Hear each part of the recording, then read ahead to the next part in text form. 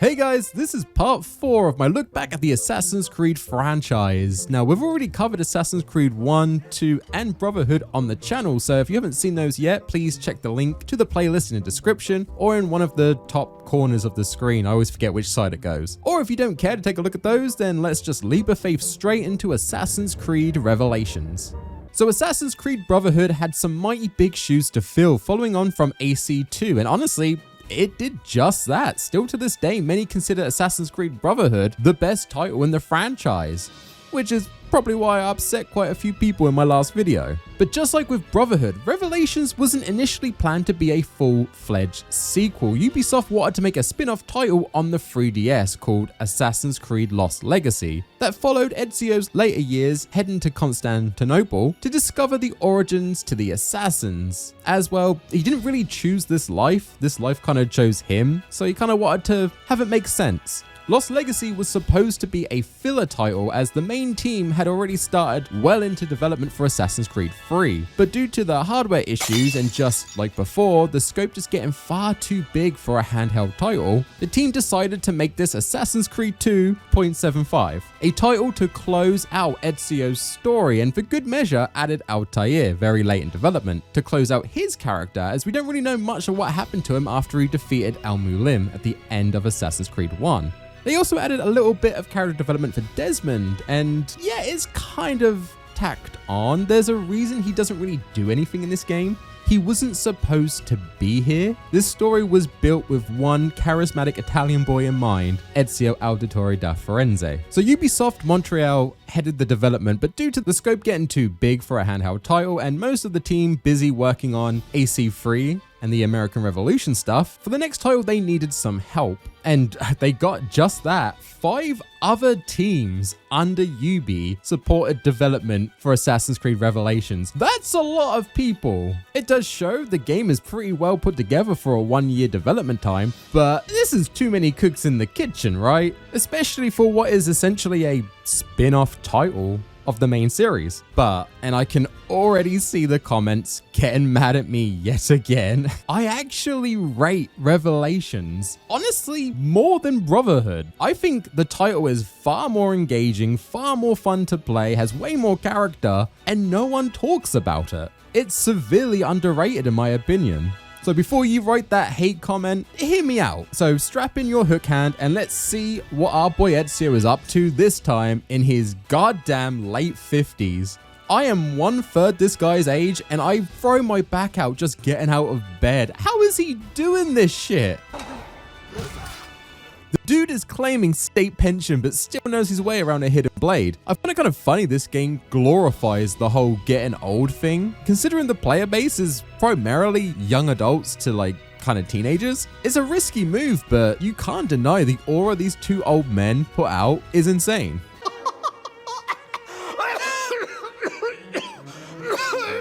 You must excuse me. I've grown quite weary. Yeah, sure, I would have liked a new ancestor to play around with, but the devs knew the audience well, and Ezio was clearly the favorite. I decided to do a poll before I dropped this video to see what you guys think, and I mean, I didn't really learn anything new, kind of an obvious result. Poor Desmond. But I do want to say, shout out to Verpta1295, sorry if I butchered your name, bro. He brought up some good points to why Desmond's kind of underrated, and it's kind of based, and technically not wrong, so yeah, I've kind of got a bit more of an appreciation towards Desmond. One downside to the new aged Ezio is, I mean, the attire is weak this time around. It just seems bland to me, the assassin's fit this time. I don't know, maybe I just missed the flowing cape and the funny neck thing from the previous 2 games. I get they're going for a more raggedy old assassin robe thing, and it actually gets more and more raggy as we progress through the story, but I don't know, man. I kind of miss the Italian stuff. Okay, so Assassin's Creed Revelations takes place directly after Ezio takes out Cesare Borgia and Desmond putting it in Lucy, thanks to Juno's influence. Desmond's mind starts tweaking out and kind of just starts imploding on itself. Rebecca, not really knowing what to do, puts him back into the Animus to keep him stable. He awakens on Animus Island, or the Black Room, and he is greeted by, holy shit, it's Subject 16! Like, not in the flesh, but like, he's here? This time around, he is far less cryptic and more wanting to live rent-free in Desmond's head. Literally. Think about this. What if I went with you? Just for a while. Until I found a way out. Another body, maybe, or I don't know. That's not going to happen. This isn't really 16. 16 died. I mean, he lost a lot of blood, but yeah, he's dead. This is just a copy of 16, of his original mind. It's been hiding out in the Animus since his death, and he tells Desmond the same thing is going to happen to him unless he can achieve a sync nexus. To do this, he has to live through all the big impact moments of one of his ancestors, and considering we've already done 47 years of Ezio, that seems like a good place to start. You see, Desmond's got jelly all up in his jam. His mind cannot work out who he is at this point. Is he Altair? Is he Ezio? Is he Desmond? He has memories comprised of 3 different people. Actually, this is starting to sound very familiar. How do you keep coming into my videos? Get out! Shoo! So the sync nexus should fix him, making him less, Desautio, and more just vanilla Desmond. So Ezio at this point has grown the assassin influence quite a bit in Rome, till he finds a letter by Giovanni, his father, about the original place where the assassins came to be in Masyaf. You remember the place where Al-Mulim put it in Altair? I mean, technically this isn't the birthplace of the assassins. We get that later retconned in a certain title, but that's in the future. We're not going to discuss that just yet. So with nothing really better to do, Ezio ventures out to Masyaf and finds out the assassins actually haven't been here for over 300 years. And the Templars have taken over it. After getting into a scuffle, Ezio breaks one of his hidden blades and gets captured, but he does escape, and we start chasing Altair's ghost. Figuratively and, well, literally. Look how spooky he is. We find a big old door that I assume holds Kingdom Hearts in it. I know I made the reference this time. I can talk about you. Stop coming into my videos. But we need 6 keys in order to open it, and the Templars already have 1, so we need to catch up. We chase the guard captain that almost ended the game very quickly by holding onto his carriage by a rope. It, plays well. It's cinematic at least, but man, does it feel clunky. This is probably just one of those modern hardware quirks though, so I'm not going to get too mad on it. We chase the guard all the way to insert JPEG here, and we take him out. He gives us Nicolo Polo's journal. Yeah, the son of Marco Polo. In this journal, it states where the keys are, but it is hidden in an encryption, so Ezio can't read it. The guard also talks about how we can't stop the Templars, blah, blah, blah. Whatever, dude. I know there's nothing of substance in these kills and Animus death scenes anymore. Moving on. Ezio heads to Constantinople, and this is our city this time around. And again, I'm gonna glaze the hell out of the dev team. It looks fantastic. These games have only a year apart, and yet they keep getting better. This dropped on the Xbox 360 and PS3 in 2011, and it's gorgeous. It's kind of wild. Once we get off the boat, we meet the leader of the Assassin's Order in this area, Yusuf, and man, I love Yusuf. So Ezio this time around, he's more matured. He still cracks some wise here and there and can charm the corset off any woman he wants, but he's far more reserved in his old age. Yusuf fills that void of the cocky young Ezio. He's basically Ezio when he was younger. And I love the banter he throws at Ezio. Ezio Auditore de la. Prego. Forgive me. I have a hard time remembering that Italian gibberish. Da Firenze, the city where I was born. Ah, yes. So, by your custom, I would be Yusuf Tazim da Istanbul. I like that. It's a clever way to keep the same writing but give Ezio a more weathered personality. I'm about it. Yusuf is pretty excited to learn that the legendary assassin Auditore is here in his city. What he doesn't realize though is that we've come here as the student. He is the mentor. But first, my PTSD is kicking in so hard, guys. Yeah, we start off with a tailing mission. Now, I've cried about this, honestly, probably too much in the previous couple of videos, so I won't dive into it too much right now. But I will say they have actually listened to some feedback. They have now introduced auto-walking. When you walk beside a friendly NPC during these sections, Ezio will walk at their pace automatically, so you can sit back and chug your monster energy without a care in the world. Okay, that's cool in concept. I'm glad they're trying to play more into the criticisms and fix something that is obviously not liked by the player base, but it doesn't really work. You can't really just put your controller down, as if Ezio bumps into anything during the auto walk sections, you have to control him and take him back to the NPC, so it then continues moving forward. That's kind of annoying, and also when it is an auto walk, the camera doesn't pan or do anything, so you'll get some really crappy camera angles while you're trying to listen to the dialogue. It's a step in the right direction, it just needs a little bit more time to cook. I personally would rather just have a cutscene of the NPCs talking, but they seem quite dead set on doing this, look, you're walking around the world stuff, so whatever. The assassins in the city, though, are next level. They are far more capable than anyone we had back in Rome. These guys will help out on main missions, side missions. They take orders from Yusuf and Ezio to use them in the field. You can see them training, running their own safe houses. They even have their own missions to progress once you start building out the creed. Now when you level up an assassin, you'll get actual specific missions for them. And these are pretty interesting. Sometimes it will have you tailing a target that they've heard about, and then they will fail to take out that target. And then after training them up some more and being a mentor, they then get a second chance and they succeed, even getting their own little Animus death scenes. It's pretty cool. This is what I remember the Brotherhood system feeling like. It does everything Assassin's Creed Brotherhood did, but better and more refined. And yet Brotherhood seems to always get the credit, where I think Revelations does it best. I agree Brotherhood birthed the system, that's, no small feat, but Revelations definitely does it way better. Anyway, Yusuf makes a comment on our broken hidden blade. Hey dude, it isn't the length that's important, it's how you use it. Now unfortunately there's no Leonardo da Vinci this time around in Revelations. He's too busy back in Rome making his masterpiece. Is that the Mona Lisa? Look at the face, man. It's not an issue though. The assassins have evolved past the dual hidden blade and they show off their new Hookblade. And the Hookblade, guys, mwah, it is chef's kiss. So good. It's perfect.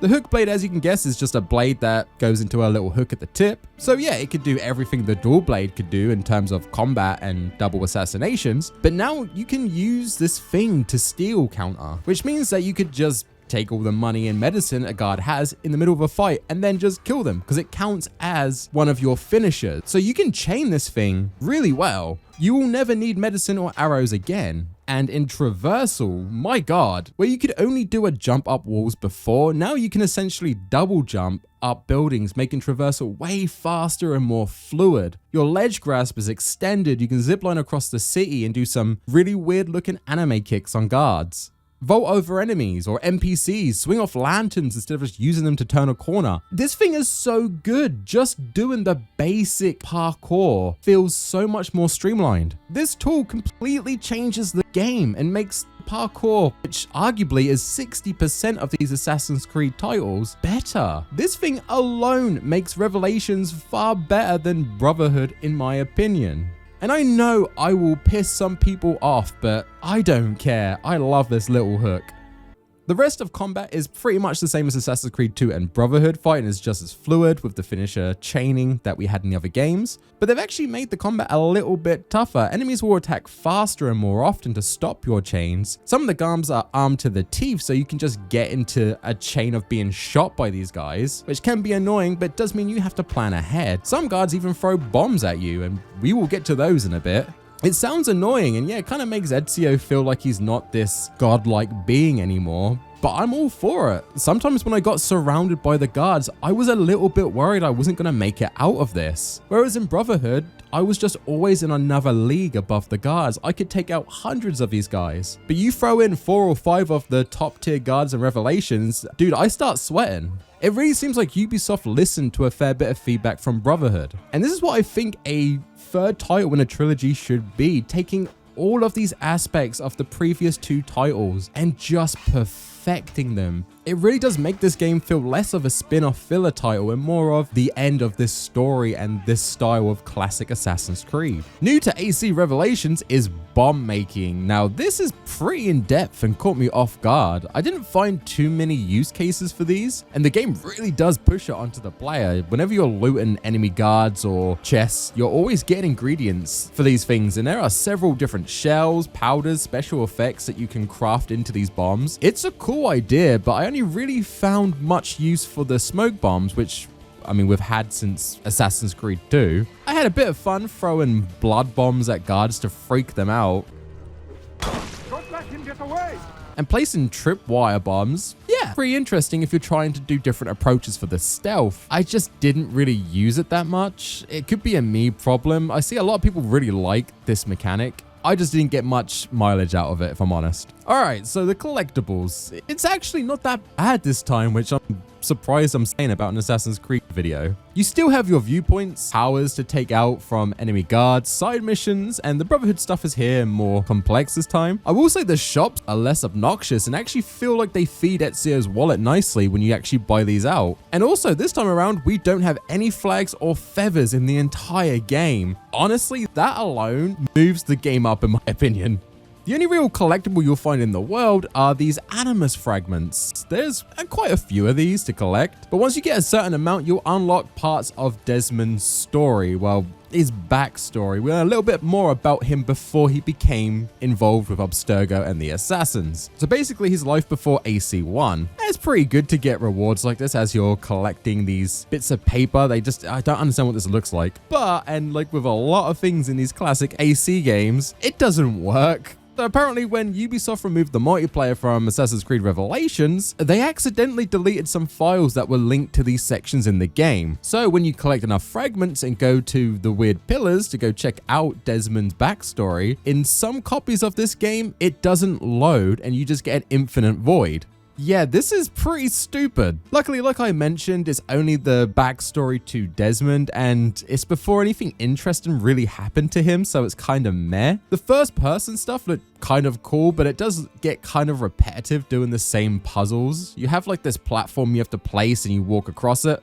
And that's how you solve the puzzles. Nothing really of value lost here, but I do find it weird how you can accidentally just delete part of your video game when you decide to cut a service from the multiplayer. Now, when I did some research, I did find out that some versions didn't have this problem. I'm playing on Steam, where it does seem to be an issue. If you're just using Uplay or the Ubisoft platform thing, which one, why would you do that? And two, seriously, why would you do that? Apparently, it's not an issue on their own platform. So yeah. So anyway, back to the story. So the assassins are caught in the middle of a power grab for the throne between the Ottoman Empire and the Byzantines, who in this game are secretly working for the Templars. Historically, after the Roman Empire fell, the Byzantines, who were a part of that empire, left and stayed relevant in their own capital in Constantinople. Now, the game portrays the Byzantines as the bad guys, but IRL, they weren't actually good or bad, they were just another empire. They helped the city as much as they hurt it, and like I mentioned, they're just a continuation of the Roman Empire that was falling. That is until the Ottomans raised to power and took the city for themselves, renaming it Istanbul. And then they proceeded to do things pretty much the exact same way. Back to the game though, the Byzantines attack one of the assassins' hubs, and we have to defend it in a tower defense minigame. This was pretty jarring. I actually don't mind this minigame too much. It's a little long for me, but I mean, I play Bloons tower defense whenever I'm pooping, so I'm kind of about it. It's pretty basic. You pick the assassins you want to use and place them onto rooftops and then watch them take out wave after wave of guards. It's not really that difficult, but I found it kind of fun. And it's also part of the real-time power struggle going on in the city in Revelations. The assassins and the guards are both trying to take each other's posts. So even once you've freed a portion of the city by burning one of their towers, just like in Brotherhood, while you're off doing other things, the guards can attack back and take the land for themselves again in real time. And then you'll have to go back and defend it via one of these tower defense games. I really like this mechanic. Just like with a lot of stuff in Assassin's Creed, it needed more time to cook. I done a bit of research to see like why this was added into the game and why it's a little bit of a mess. And my research shows that playtesters really hated these parts of the game. So the developers decided to take back how aggressive the guards were with taking posts. So in the end, you don't really have to do this very much. The game took me a total of 12 hours to play and I had to do just one defend the tower mission, not including the mandatory one. This could have been something good. When you're building up the Creed, maybe you unlocked more and more stuff you could use in the tower defense. I would have liked that, but I guess it is down to preference. I like these styles of games, so I like this mini game.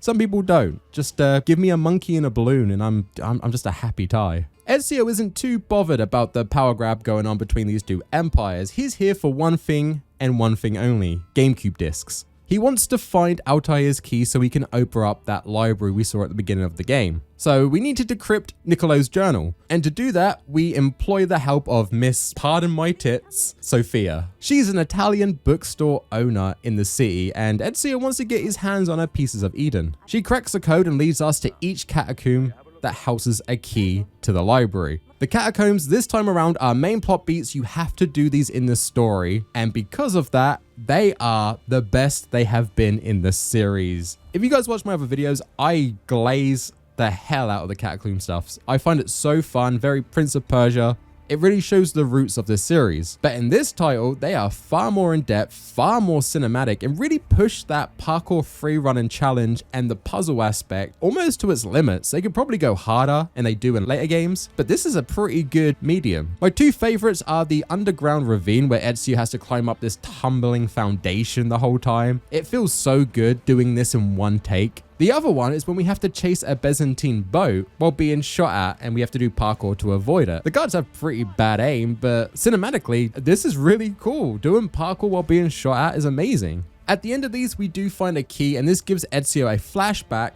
to Altair's time. What I find interesting is these memories kind of mirror Ezio's own experiences right now. It's kind of showing the same aging and the same doubts both assassins had at this time in their lives. It's a great way to show these guys are trying to figure out what the precursors are trying to do with them. They've been put into an impossible situation and they just can't work out why. And Al-Mualim, where is he? Wait a minute, that's not Altair's voice. Altair, you sound more authentic. Yeah, so they changed Altair's voice actor to be someone who actually seems like he was born in the Middle East. Now, it's not a big deal, and I do like the voice, but there's something about the classic Altair voice that just seemed cool to me. It's more deadpan and more like he's kind of fed up with this shit, and the voice kind of gives me the impression that he is a bit too cocky and arrogant. I don't know, maybe they couldn't get the actor back to do more voiceover. I just kind of miss it a little bit. Again, I might be in the minority on that. Let me know in the comments if you prefer the new Altair voice or the old Altair voice. It'd be interesting to see.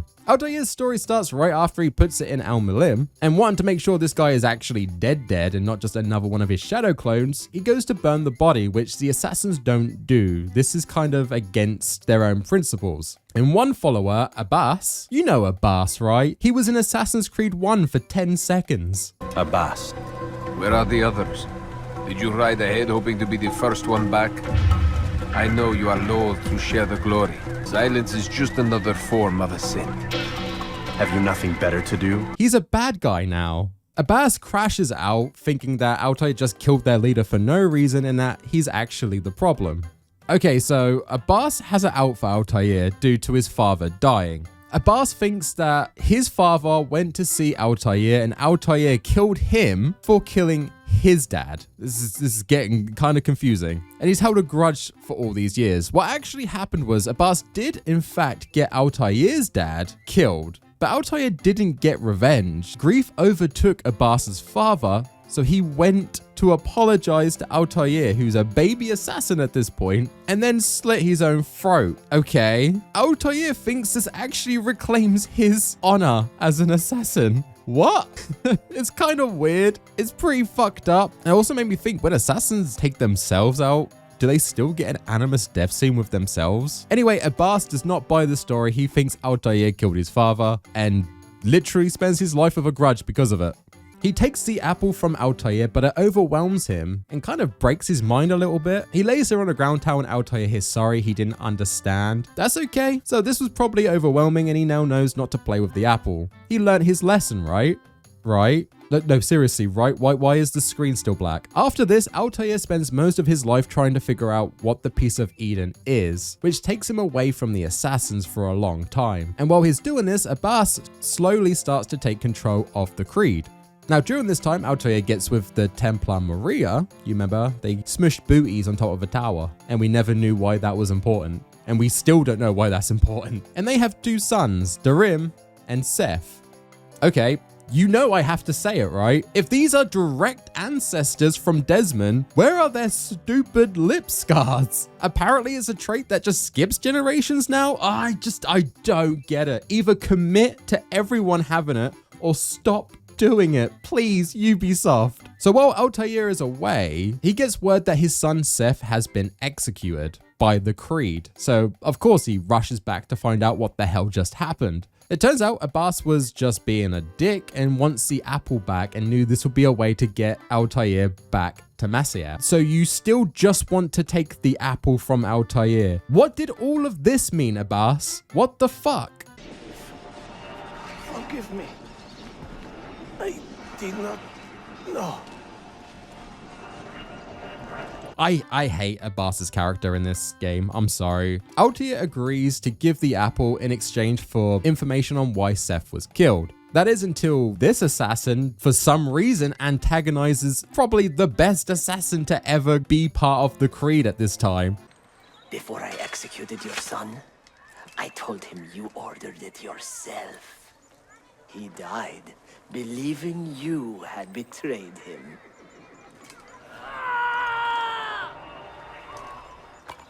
Altair! Altair! No!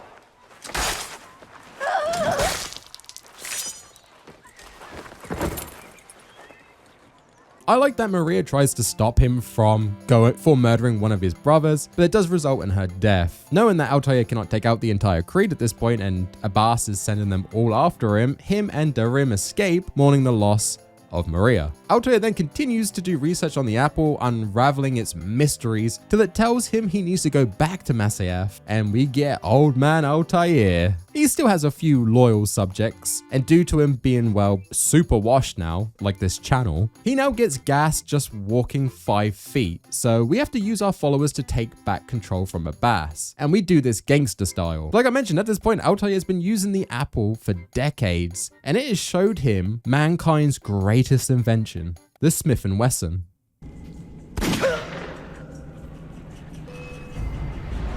With Abbas taken out and Altair taking the Creed for his own, he then gives all these keys and memories to Nicolo Polo to later place secretly for one of his descendants to likely find, which we are now doing as Ezio. While all this is going on, Desmond does break out of the memories to hear some dialogue going on in the real world between Sean, Rebecca, and Bill. This apple, it is a remarkable piece of work.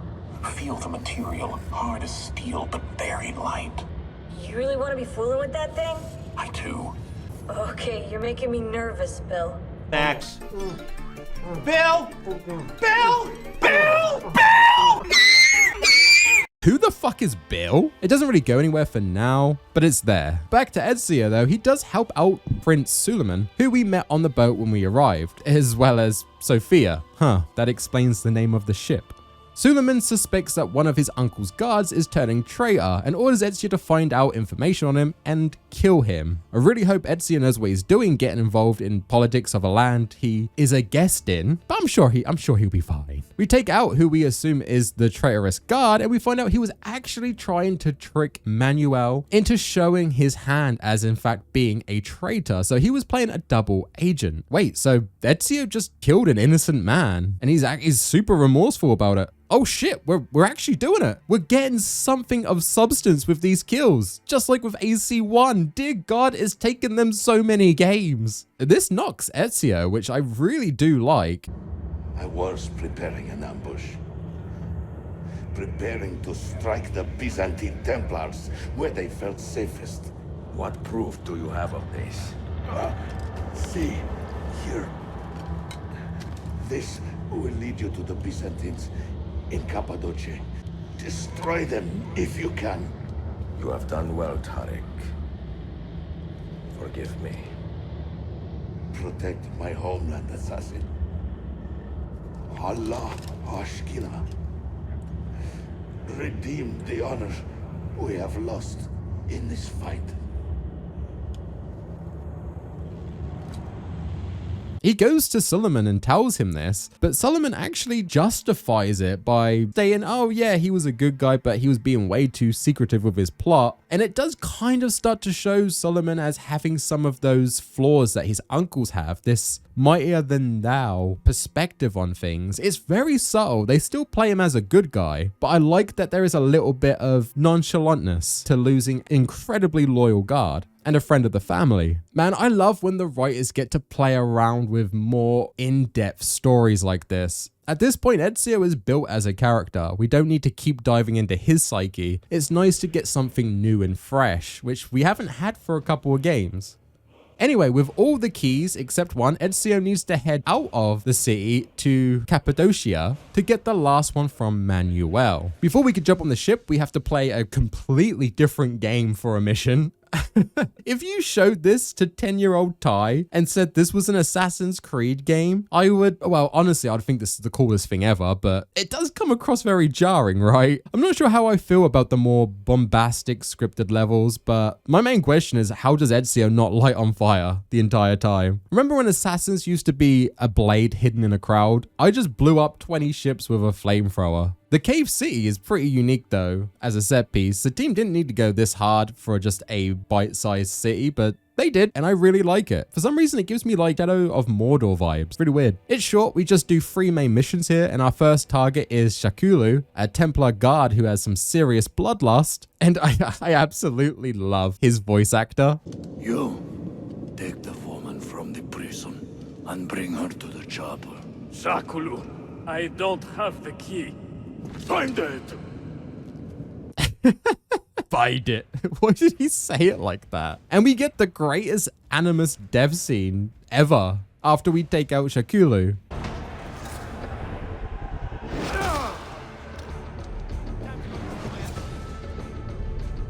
Men who make a fetish out of murder deserve no pity.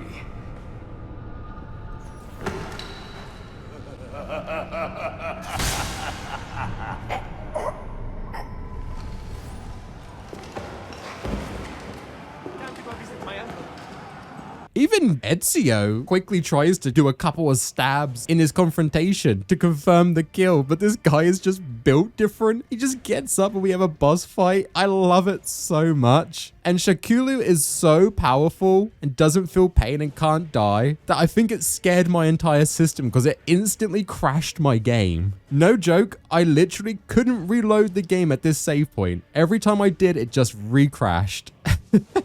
This guy's aura is insane. Now, it was actually just a classic frame rate issue. I was playing above 60 frames again, and for some reason, it causes the game to not load this fight. So taking it back to a capped 60 meant that I could play it again. It's really odd. I had no issues with the rest of Revelations, and straight after this fight, I switched it back up to 165. So I don't know what this one did differently. I just like to think it was Shakulu being an absolute beast. But we ask him to hold our sword for a minute. And all hell breaks loose in the city. But we don't really care, we're chasing after Manuel. After putting his guards in a timeout,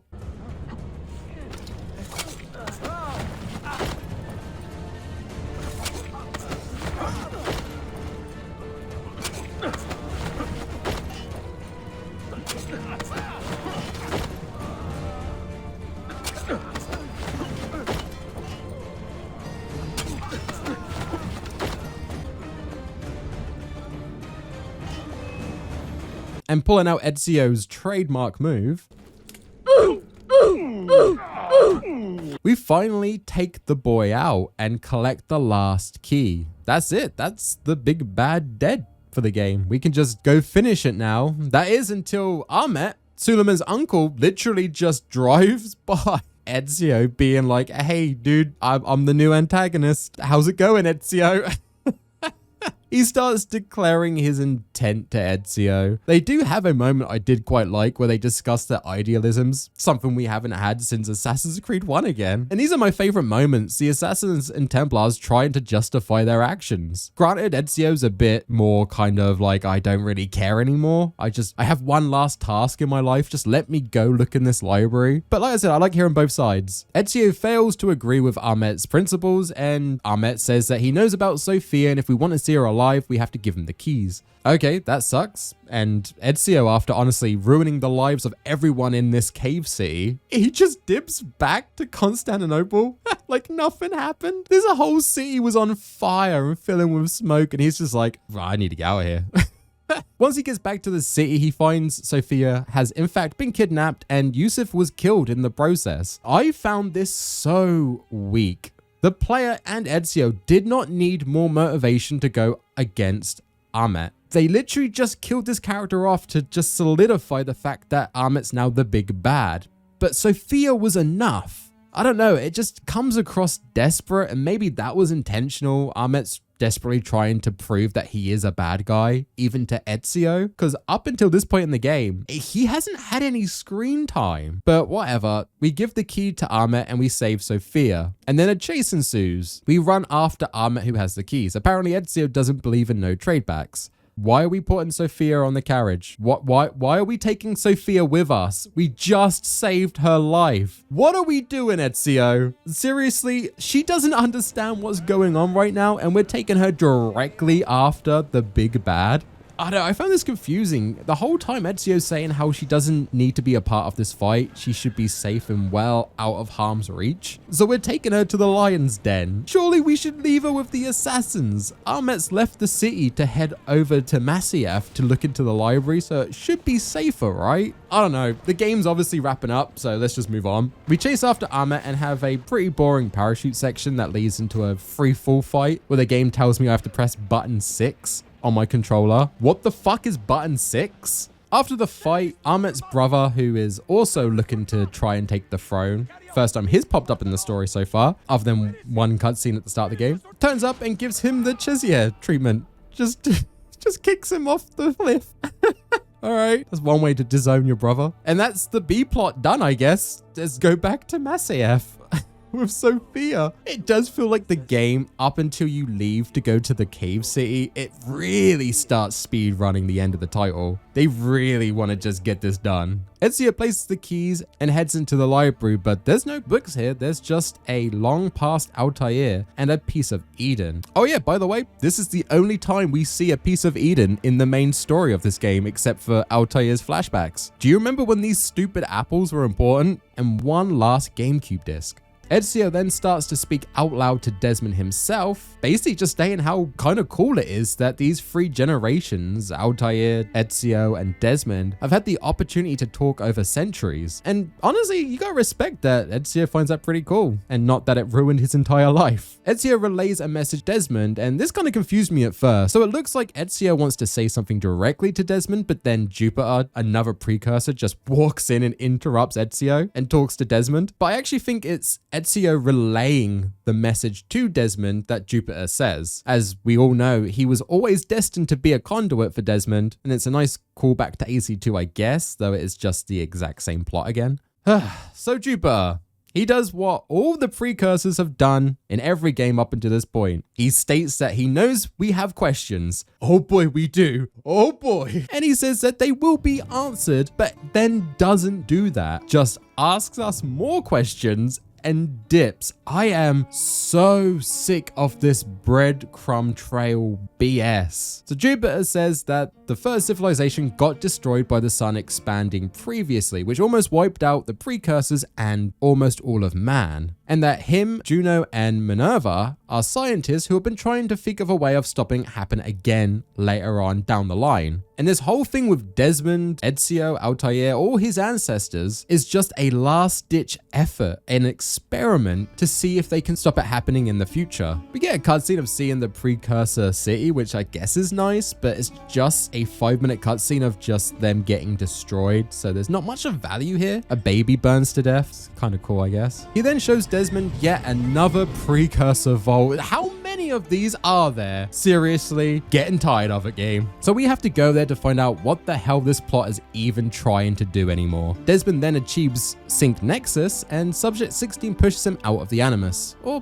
maybe the little huggy time he does here is him fusing into Desmond's mind. We don't know. We'll see what happens. He then wakes up to Rebecca and Sean and Bill, who it just so happens to be his father. Though I don't agree with that, as I do not see a lip scar. And that's Assassin's Creed Revelations, an actually very solid title. Revelations got blasted when it was first announced to players. They wanted a new ancestor and weren't really down with the old man Ezio stuff. Plus, when they saw the added minigames like the tower defense, they got turned off real quick. And as usual, I find myself with the more minority opinion. I rate this game. It's far shorter, but it does mean the writing and the game time feels way more structured and controlled. I never felt like Revelations was wasting my time. I had that a lot with Brotherhood and to a degree with Assassin's Creed 2. This more matured Ezio was different enough to the other two games that I found it more intriguing, and getting an ending to Altair's story is sad, but it is great to see. A little negative with Altair's story, I do feel like it's just kind of playing Ezio's story again. Both spent their lives trying to figure out their purpose, and the purpose ended up just being conduits for a message. Altair to Ezio, Ezio to Desmond. And people say Ezio got the rough end of the stick, but I'd argue Altair had a much more depressing story than Ezio. Dude lost everything trying to play his part in what essentially is some godlike being's experiment put into motion centuries before his time. For modern day, you can see this purely as filler title. They moved the story just enough to make you want to play the next title to hopefully get some answers, but I am getting exhausted with that design. When you keep hinting at a payoff, at some point you need to deliver that. It's been 5 years of this carrot on a stick stuff, and I am getting tired of the chase. I want that damn carrot. But the story of Ezio and Altair was clean.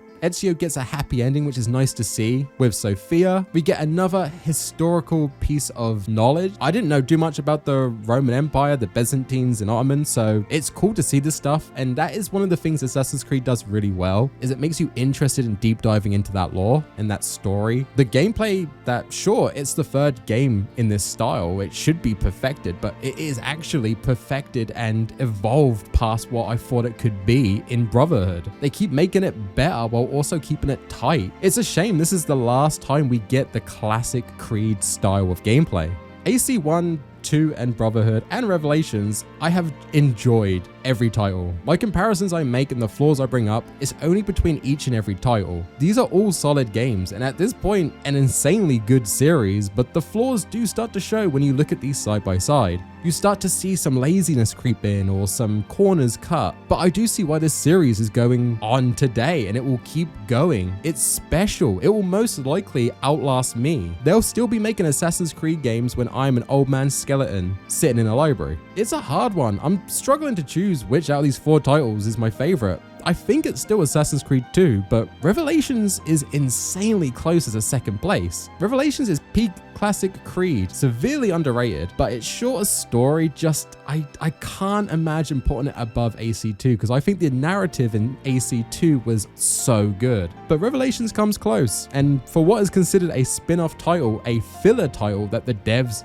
literally coin it as, that's really impressive. So that's Ezio's story, completely finished now, and it's time to move on to a new assassin in Assassin's Creed 3 with Connor. Oh boy, I can't wait. Gotta be honest, I didn't like that game, so I'm kind of interested to see what I'm gonna feel like after going back and having a more critical eye. Probably going to play the remastered version because out of all these games, of course, this is the one that deserves the remaster. Seriously, I don't get what Ubisoft are doing sometimes. But I'm not sure if that's going to be the next video or if I'm going to take a break and do something else before I jump straight back into the ass games. I don't know. I just don't want to get too burnt out. I've been playing these back to back to release these videos pretty consistently. And yeah, I kind of want to play something a little bit different, but we'll see. Maybe AC3 is the next video. Maybe I'll do something a little bit different. I don't know. I kind of wing this stuff. But before I close off, I want to say a massive thank you to my Patreons for supporting me and going above and beyond. You make this old assassin feel young again. If you'd also like to support me and get a shout out at the end of every single video, click the video link on the screen right now and sign up. I also post updates on projects and some edits that I'm doing, as well as exclusive video reviews for people who have signed up. So